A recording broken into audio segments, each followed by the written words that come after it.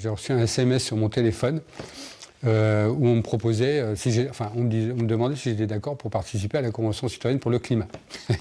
Donc j'ai pris ça pour une blague, vous savez, à toutes ces sollicitations téléphoniques qu'on reçoit. Guy Koulitza, ancien technicien en informatique, aujourd'hui retraité, n'en revient toujours pas.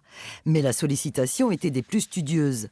Répondre pour le gouvernement à la question suivante: comment réduire les émissions de gaz à effet de serre d'au moins 40% d'ici 2030 ? On a tout un tas de collectifs qui sont venus nous expliquer qu'ils en avaient fait des propositions. On a à la Fondation Nicolas Hulot qui est venu nous expliquer ça. Et puis le gouvernement qui est venu nous expliquer il y avait tout un tas de problèmes aujourd'hui, de blocages, et que nous, en tant que citoyens, on avait peut-être cette possibilité de lever certains blocages. Chaque mois, il se rend à Paris, au Palais d'Iéna, au Conseil économique, social et environnemental, qui pilote la Convention citoyenne pour le climat. Au sein du groupe Se Nourrir, l'un des 5 groupes thématiques mis en place, il a choisi de se pencher sur l'agroécologie.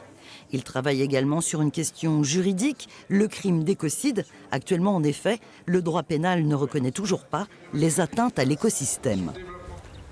On a, nous, des choses à dire, des choses à porter, des ressentis, des environnements dans lesquels on vit. On a envie de les défendre et on voudrait que nos élus comprennent nos motivations. Et cette Convention citoyenne pour le climat, elle a cette possibilité-là. Parmi les 3 Limousins impliqués dans cet exercice inédit, un Corrézien de 37 ans. Nous le retrouvons dans son entreprise. Moi, au départ, je suis ni écologiste, ni climato-sceptique.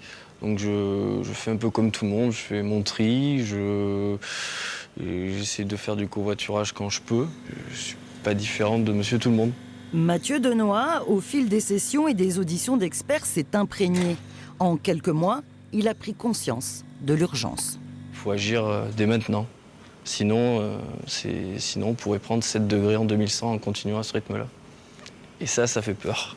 Je pense qu'il n'y a pas assez d'informations et que si les gens étaient plus informés, il y aurait plus de prise de conscience. Et moi, oui, j'ai changé un petit peu, mais si je pouvais changer un peu plus, je le ferais. Et je pense que beaucoup de gens qui participent à la Convention ont changé.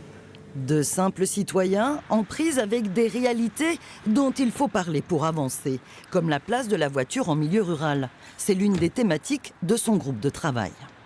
Dans se déplacer, le domaine qui m'intéresse le plus, c'est le déplacement individuel, puisque nous, en Corrèze, malheureusement, si on n'a pas de voiture, on ne fait pas grand-chose.